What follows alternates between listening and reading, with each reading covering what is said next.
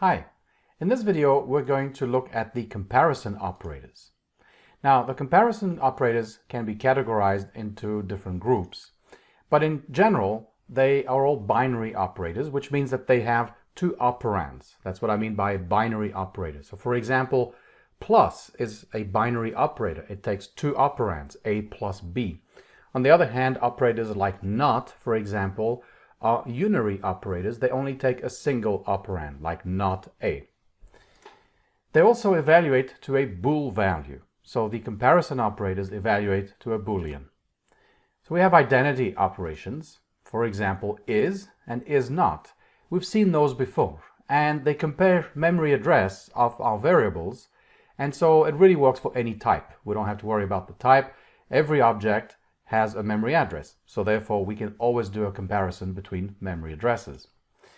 Now we also have value comparisons. Again, we've seen this one before, equals equals and not equals. These compare values. So different types are okay, but the types have to be compatible with each other. You can't compare a number to a string, for example. Then we have the ordering comparisons. The ordering comparisons are things like less than, greater than, less than or equal to, and so on. And those don't work for all types. And we'll see when it comes to numeric types how it works. And then we have membership operations. Membership operations are things like in and not in, and this is used for iterable types. And we'll get to those later in this course.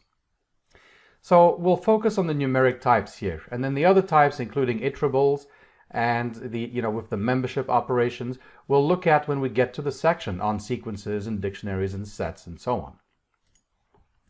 So value comparisons will work with all numeric types, but the mixed types, except complex in value and ordering comparisons, is supported. So we can work with equality, like equals equals and not equals, with all the numeric types, but the comparison operators, like less than, greater than, will not work with complex numbers, but it will work with mixed types. So you can compare an int to a float, or an int to a fraction, or a decimal to a fraction.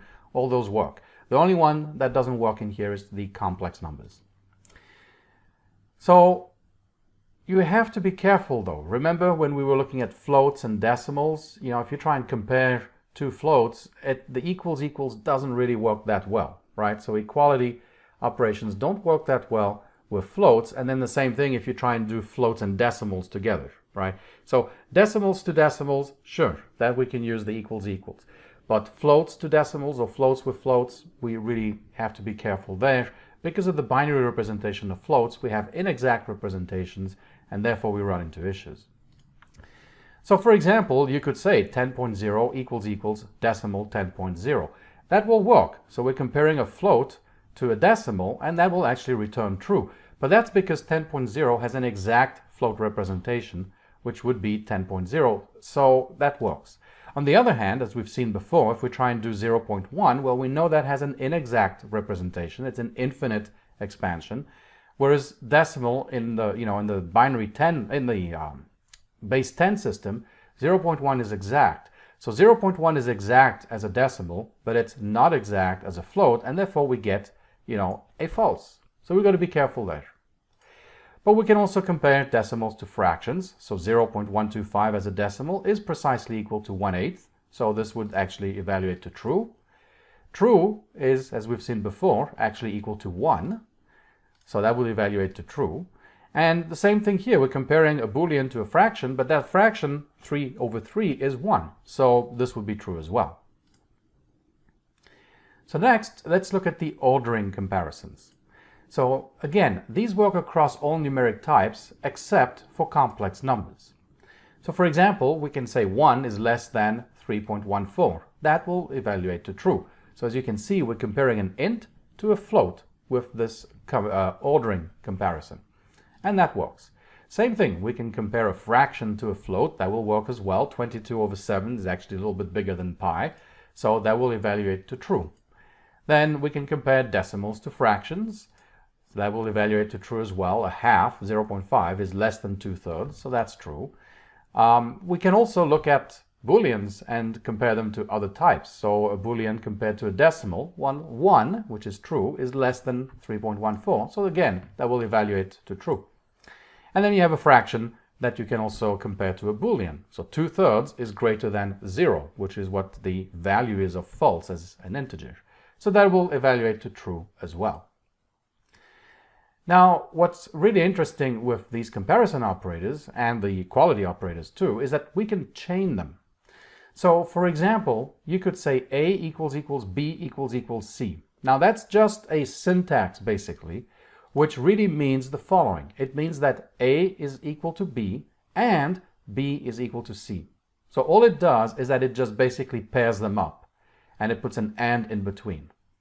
And the same thing works with the comparison operators, the ordering comparison operators. So A less than B less than C simply means that A is less than B and B is less than C. And so it will test that Boolean expression.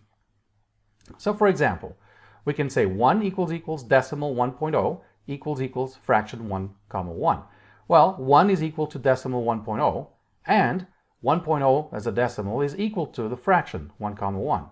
So this will return true.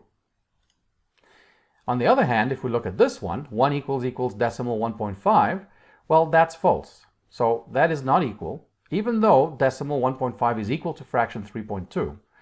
We don't satisfy both of the conditions in the and so this will evaluate to false. Same thing with the ordering. We can say 1 less than 2 less than 3. Well, 1 is less than 2 and 2 is less than 3. That's in fact what we're trying to evaluate here. And of course, this is true. You can also do something like this. 1 is less than math.pi is less than fraction 22 comma 7. We can mix the types, so it's perfectly fine to mix types in the chained comparisons too. So this just means 1 is less than math.pi and math.pi is less than fraction 22 over 7, which happens to be true. So for the chain comparisons, you don't always have to keep the comparison operator the same. You can mix it. So you can write an expression like this, which really kind of looks weird. From a mathematical standpoint, this doesn't make any sense. We wouldn't write that. But remember, all this means is that we're looking at A is less than B and B is greater than C. So from Python's perspective, this makes total sense. So for example, 5 is less than 6 is greater than 2. Well, this is 5 is less than 6 and 6 is greater than 2. That's what it actually means. So this is true because 5 is less than 6 and 6 is greater than 2. Those both operands are true, so the and is true.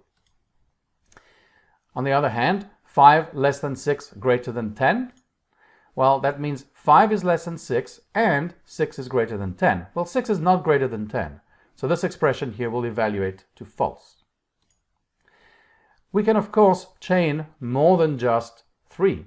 We can have as many as we want. So you can write A is less than B is less than C is less than D. That's perfectly fine.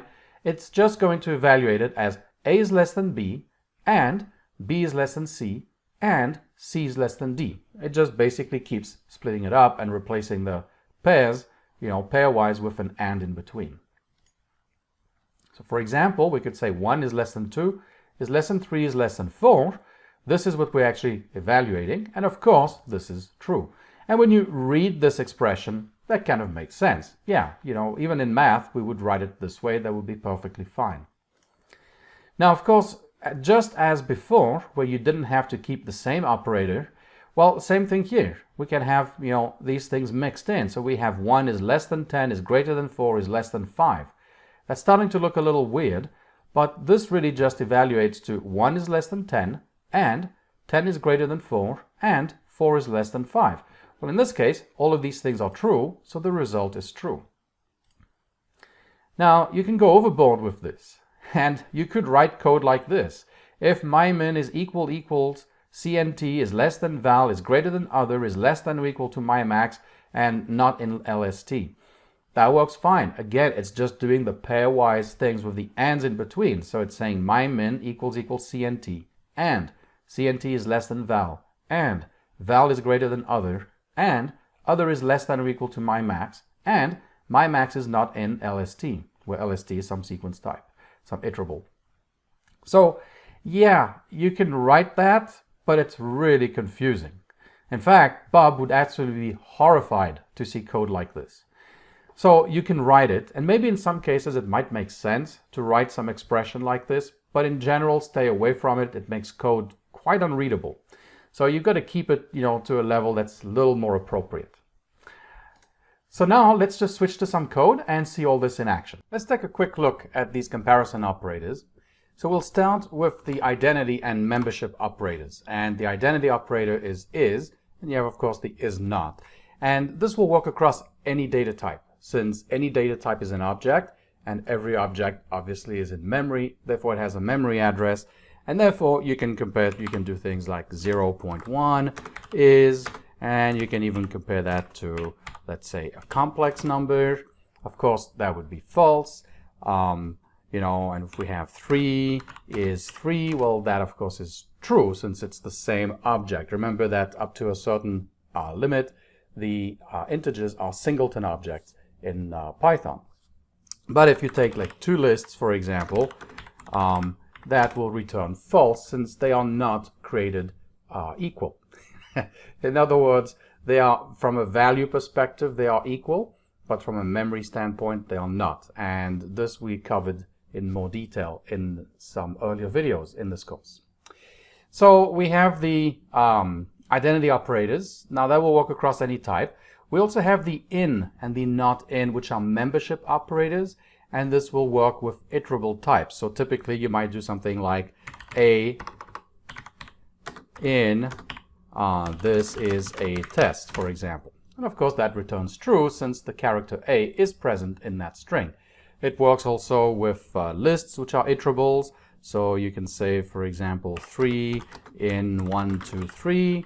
And of course that returns true. If you do 3 not in 1, 2, 3, that will return false since 3 is in that list. So that's for the membership operations, in and not in. We'll take a look at those in a lot more detail when we start looking at iterables in general. You can also actually do it for dictionaries as well. So dictionaries, for example, you could check to see if a key exists in a dictionary. So let's say the dictionary is key 1 with a value of 1, then the key is present in the dictionary. So by default, the membership operator will look for membership of keys in dictionaries, in mapping types. For example, we might do something like this. We might check to see is 1 in key 1, 1. And the answer is no, because it only checks the keys, not the values. The next thing I want to look at are the comparison operators. Now the comparison operators will again work with mixed types, and most data types will support comparisons as well. Certainly most of the numeric types, actually all of the numeric types except for complex numbers, support an ordering. So if you try and do, let's say 3 less than 5, yeah, that works, that's pretty obvious.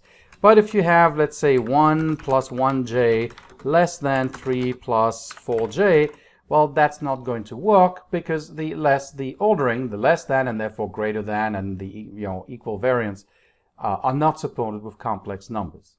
But for the numeric types, you can mix any other data type. So for example, let's import, so from decimal, let's import decimal, and from fractions, we'll import fraction. Okay, so now we've got these two classes that we can use, and you can start mixing things together. So 4 less than decimal 10.5, for example. You can compare an int to a decimal. You can compare a fraction 2/3 less than decimal.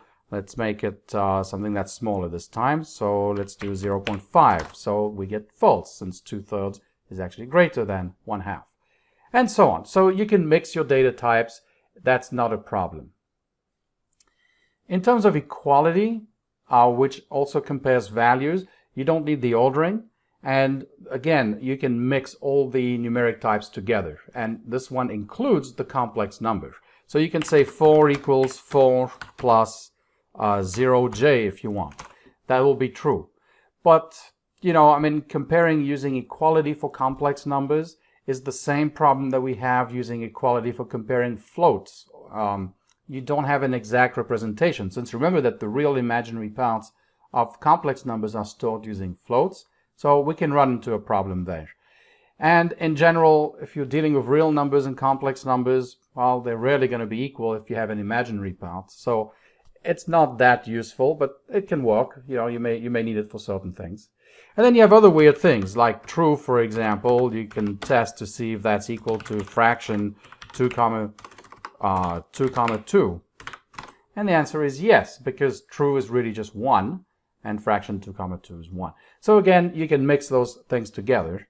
And of course, you can also do it this way. You can ask whether true is less than fraction 3 comma 2, let's say. And the answer is yes, because 1 is less than 3/2. So that's kind of getting weird, but you can certainly do that as well. The Booleans are the only ones that are a little bit weird that way. But you can mix and match any numeric type that you want with the ordering operations, except for complex numbers. Those are not supported. All right, then the last thing that I really want to look at is the chained comparisons. And we saw before that if we have a chained comparison like 1 is less than 2 is less than 3, all it means, and this is true, all it means is that it's evaluating 1 is less than 2 and 2 is less than 3. Okay? Now, what's interesting with this is that you also get short-circuiting, because if you think about this, this is an AND. And we saw that if this is false, then the AND is going to short-circuit and just return false. And that actually happens in the chained comparisons as well. So we might say something like 3 is less than 2, that's going to be false, is less than, and I'm going to do a division by 0 error here. And when we run this, it doesn't error out. And that's because it never tried to evaluate 1 divided by 0. It's short-circuited. Because what did we have? In fact, we have 3 less than 2 and 2 less than 1 divided by 0. Okay, that short circuits. We don't have this problem here. So that's kind of weird, but it does actually work. It does short circuit. Now, of course, to show you that the short circuiting is in place, well, I mean, you should see it from here that we didn't get an error. But if we were to write 3 less than 4 less than 1 divided by 0, now we get a division by 0 error because this evaluated to true. So now it had to test this. And of course, it has to evaluate then this side here because this was a non-zero number. It was false. So, this entire thing has to be evaluated because this was true, was not false. Okay, now you can start doing some really weird stuff too. You don't have to always use the same operator. So you could say 1 is less than 2 is greater than -5, right? And this, of course, is true. 1 is less than 2 and 2 is greater than -5. So this is just shorthand notation that really just gets, if you think about it, gets rewritten this way. That's kind of how it's being evaluated. So you can do other weird things too. You can say 1 is less than 2 is greater than -5, which is equal to decimal, let's say, is -5.0. Okay? And this works as well, because 1 is less than 2, and 2 is greater than -5, and -5 is equal to decimal -5. So that works just fine. Now you can do even weirder things. Let's import the string module. We can get a couple of constants. Of course, we can work with strings. Now, the default ordering of strings is lexicographic. We'll take a look at that when we look at strings in our sections on lists, on sequences later in this course. But capital A comes before little a in the ASCII table. If you take a look at that, you'll see that it's got a smaller numerical value. So capital A is less than -a, less than lowercase a, sorry. So let's go ahead and expand this a little bit so we can again just start chaining things together. Okay, so this is still fine, all right? Capital A less than A and A less than Z and Z greater than capital Z. So of course all these things are true pairwise, and so they get ANDed and they're true as a result. But you can also, if you want, mix in other operators. As I said, you don't have to keep just the same operators. Already here we saw that we mixed in less than and greater than operators. We can also throw in a membership operator in, let's say, string.ASCII letters. Okay, that's fine too. And capital Z is in string ASCII letters. So again, the thing still evaluates to true. So you can do all those things. There's nothing really that stops you from, doing that. It's kind of confusing, right? If you were to see in code something, written like this, obviously you'd have variables. You wouldn't necessarily have literals everywhere. You'd have variables in some places. It gets confusing. So I would recommend not doing that. But, it's pretty easy to read it. It's just that you have to spend time reading it. It's not immediately obvious. Anyways, up to you whether you want to use that or not. The option is there. And certainly for things like, testing, like for example, min is less than a is less than max. Let's say this is, we have a min is equal to 0, max equals 100. And let's say we have an age which is equal to 34. And we want to check to see that age is between min and max. Okay. This is the kind of thing where it really does make sense and it really shines in terms of being able to chain these operators.